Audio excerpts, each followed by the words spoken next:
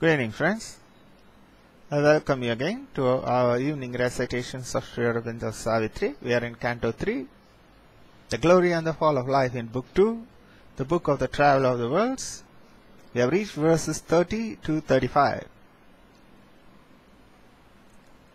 Undaunted by fate, the dogs and chance that springs, she accepts disaster as a common risk. Careless of suffering, heedless of sin and fall, she wrestles with danger and discovery in the unexplored expanses of the soul.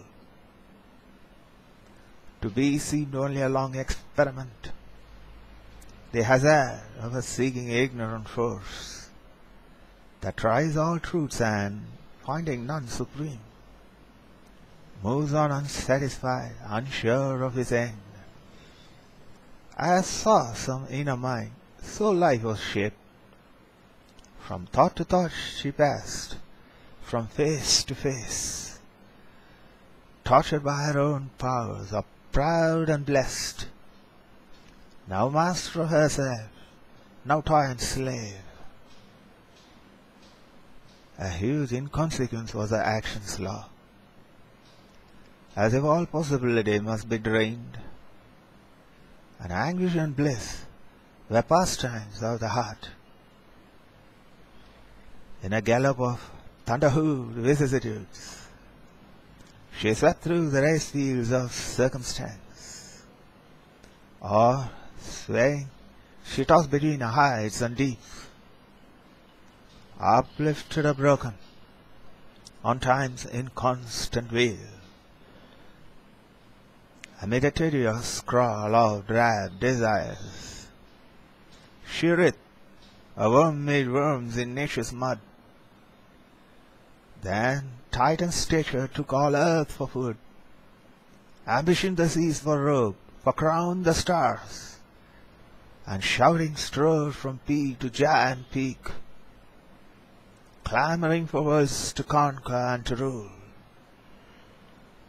Then, wantonly, enamored of sorrow's face, she plunged into the anguish of the depths, and, bellowing, clung to her own misery.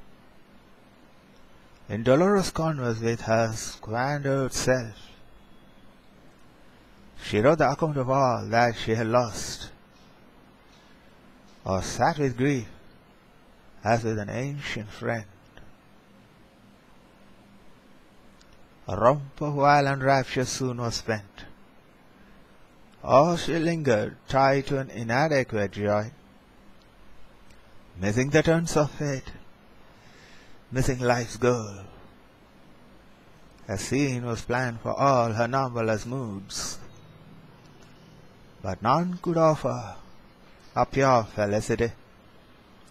Only a flickering zest they left behind. Oh, the fire's lust that brings a dead fatigue.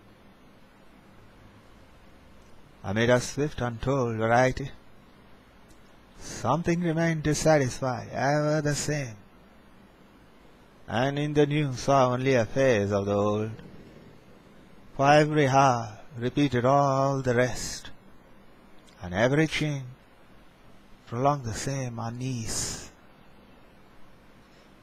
A spirit of herself, an aim unsure, tired soon of too much joy and happiness, she needs the spur of pleasure and of pain, and the native taste of suffering and unrest. She strains for an end that never can she win. A perverse savour haunts her thirsting lips, for the grief she weeps which came from her own choice. For the pleasure yearns that racked with wounds her breast. Aspiring to heaven, she turns her steps towards hell. Chance she has chosen, and danger for playfellows. Fate's dreadful swing she has taken for cradle and seat. Yet pure and bright from the timeless of her birth, a lost world rapture lingers in her eyes, Her moods are phases of the infinite. Beauty and happiness are her native right. An endless bliss is her eternal home.